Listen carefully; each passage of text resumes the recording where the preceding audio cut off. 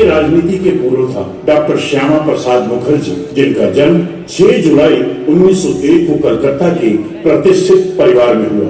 इनके पिता आशुतोष मुखर्जी, जो न्यायाधीश, ऑर्डर और शिक्षाविद, जिनको बांग्लार बाघ यानी बंगाल टाइगर कहा जाता था। पिता की तरह ही सुपुत्र श्यामा प्रसाद मुखर्जी कम उम्र में ही शिक्षाविद हो गए, जिन्हें बौद्धिक प्रशासनिक कौशल विरासत में मिला था। श्याम बाबू जिंदाबाद, श्याम बाबू जिंदाबाद, श्याम बाबू जिंदाबाद, श्याम बाबू जिंदाबाद। श्यामा प्रसाद जी 1937 में कलकत्ता विश्वविद्यालय निर्वाचन क्षेत्र से बंगाल विधानसभा के लिए निर्वाचित हुए। एक प्रतिभाशाली छात्र, सभी परीक्षाओं में सर्वोच्च स्थान प्राप्त किया। 1926 में इंग्लैंड गए। 1927 में लिग्नेंस इन से बैरिस्टर की उपाधि प्राप्त की। 1923 से 1924 के दौरान कैपिटल डेट्स नाम से नियमित लेख लिखते रहे। डॉक्टर श्यामा प्रसाद मुखर्जी एक भारतीय राजनेता, सामाजिक कार्यकर्ता एवं लेखक रहे, जिन्होंने जनसंघ पार्टी की स्थापना की। इन्होंने स्वतंत्रता आंदोलन में मुख्य भूमिका निभाई। सन 1940 में स्वतंत्रता आंदोलन के प्रचार प्रसार के लिए नेशनलिस्ट अंग्रेजी न्यूज़पेपर में लिखते रहे और हिंदुस्तान बंगाली दैनिक का प्रकाशन किया और लगातार अंग्रेजों के खिलाफ लिखते रहे। अंग्रेजों को तत्काल भारत को मुक्त एवं स्वतंत्र कर देना चाहिए। हमें किसी भी कीमत पर भारतीयों की एकता और अखंडता को बनाए रखना है। एकता और अखंडता को बनाए रखना है। एकता और अखंडता को बनाए रखना है। एकता और अखंडता को बनाए रखना है। कैबिनेट मिशन ने कहा, हिंदू और मुसलमान का अल्पसंख्यक और बहुसंख्यक क्षेत्र के आधार पर विभाजन करना चाहिए। इसी के चलते 1946 में मुस्लिम लीग ने डायरेक्ट एक्शन का आह्वान किया, जिसकी वजह से बंगाल और पंजाब में भयंकर दंगे छिड़ गए। चारों ओर मारकाट होने लगी। इंसान इंसान के खून का प्यासा हो गया।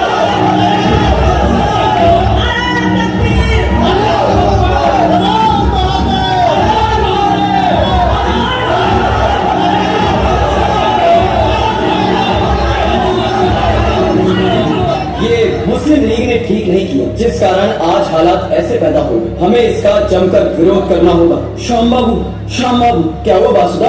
आप इतना हाफ क्यों रहे?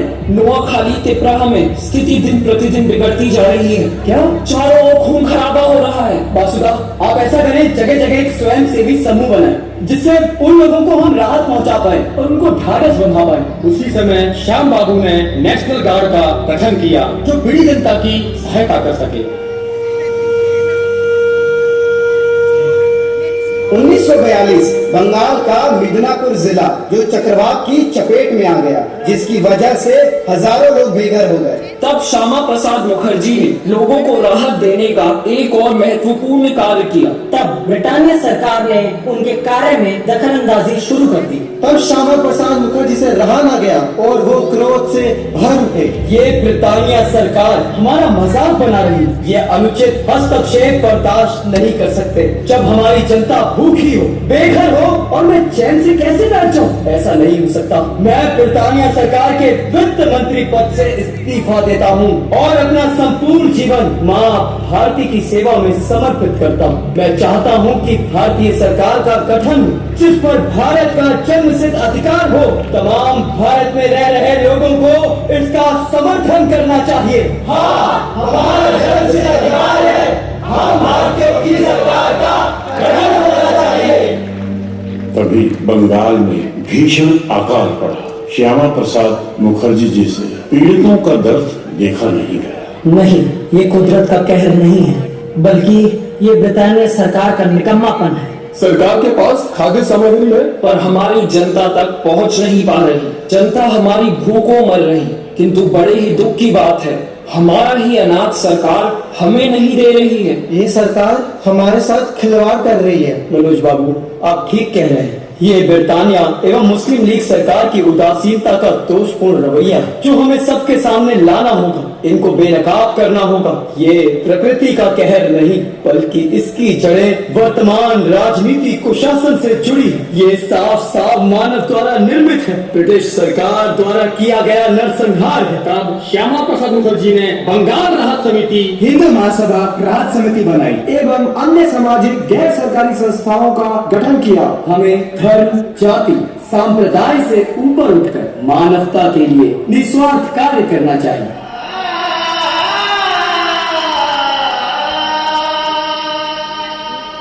श्यामा प्रसाद मुखर्जी भारत के विभाजन के विरोधी थे, लेकिन भारत का विभाजन रुक न सका। उनके अभूतपूर्व प्रयासों द्वारा कलकत्ता भारत का हिस्सा बना। यह उनकी सशक्त नीतियों की जीत थी। हाँ, यह उनकी बहुत बड़ी जीत थी। भारत के बंटवारे के बाद श्यामा प्रसाद मुखर्जी पूर्वी बंगाल में हिंदुओं पर हो रहे अत्याचारों से अत्यंत दुखी थे, जिसमें पाकिस्तान सरकार का बहुत बड़ा हाथ था। यदि पूर्वी बंगाल में हिंदुओं के सम्मान को खतरे में डाला गया या उन पर आघात किया गया, तो स्वतंत्र भारत की जनता मूक दर्शक बनकर नहीं बैठी रहेगी। ये सब पाकिस्तान का किया धरा है, सब प्रायोजित है जो हिंदुओं पर अत्याचार किए जा रहे हैं, जिसका पूर्व में हुए समझौते का पाकिस्तान ने सम्मान नहीं किया। उसके जिम्मेदार लियाकत अली ही है। फिर नेहरू और लियाकत अली की वार्ता का क्या मतलब, क्योंकि उस वार्ता से ना ही कोई समाधान निकलना है और ना ही सुरक्षा का भरोसा है। इसलिए मैं श्यामा प्रसाद मुखर्जी इस मंत्रिमंडल से इस्तीफा देता हूँ। श्याम दादा, ये आपने क्या किया? ये आपने अच्छा नहीं किया। श्याम दादा, आपको ऐसा नहीं करना चाहिए था। जानता हूँ, लेकिन इसके अलावा मेरे पास कोई और रास्ता भी नहीं। आज हमने संसद का शेर खो दिया। इन्होंने जनसंघ पार्टी की स्थापना की और देश के कई बड़े बड़े नेताओं को एकजुट किया, और तो और विपक्ष को भी एक नई दिशा दी। हाँ, इन्होंने उड़ीसा की गणतंत्र परिषद, पंजाब का अकाली दल, हिंदू महासभा, राम राज्य परिषद एवं कितने ही निर्दलियों को एकजुट किया। डॉक्टर श्यामा प्रसाद मुखर्जी हमारे लोकतंत्र के एक मुख्य प्रवक्ता हैं, लोकतंत्र के एक बहुत बड़े रक्षक हैं, जो आज बड़े कष्ट के साथ त्याग पत्र देकर चले।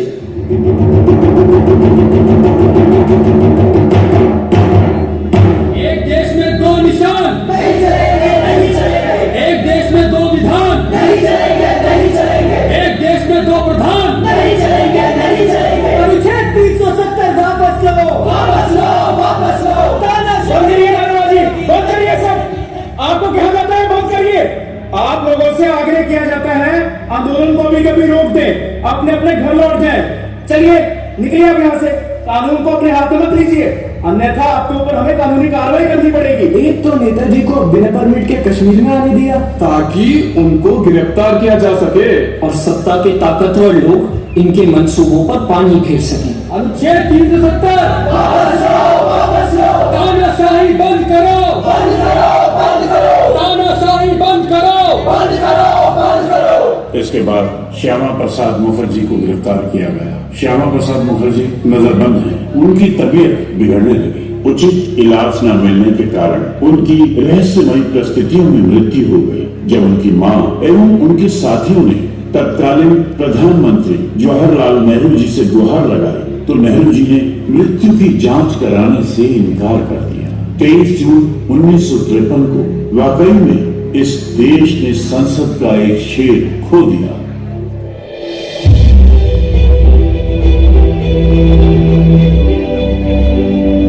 इसके बाद जनता के लोकप्रिय नेता श्री अटल बिहारी वाजपेयी जी ने कहा, डॉक्टर श्यामा प्रसाद मुखर्जी स्वतंत्र भारत के प्रथम शहीद कहे जाएंगे। जहाँ हुए बलिदान मुखर्जी, वो कश्मीर हमारा है। जहाँ हुए बलिदान मुखर्जी, वो कश्मीर हमारा है। वो कश्मीर हमारा है। वो सारे का सारा है। वंदे मातरम, वंदे मातरम। भारत माता की जय, भारत माता की जय।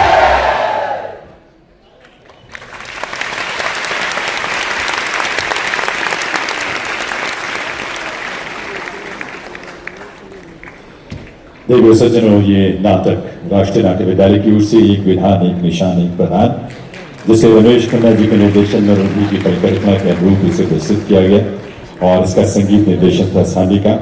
और इसमें आपको ये बता दूं, इस बीच में मंच की सज्जा यानी कुर्सियां लगेंगी, लेकिन इस बीच आपको ये जानकारी भी दे देता हूं कि इसमें डॉक्टर श्यामा प्रसाद मुखर्जी की भूमिका